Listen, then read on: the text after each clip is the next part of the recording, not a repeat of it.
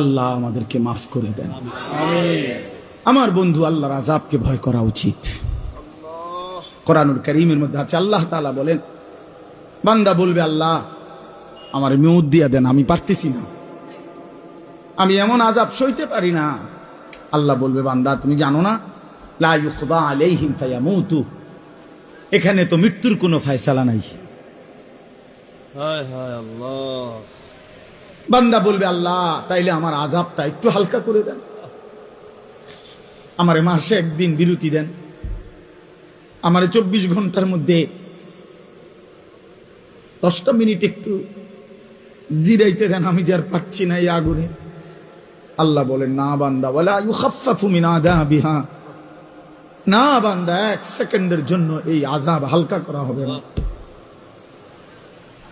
জাহান্নামী বলবে, আল্লাহ তাইলে আমারে দুনিয়া দেন, আমার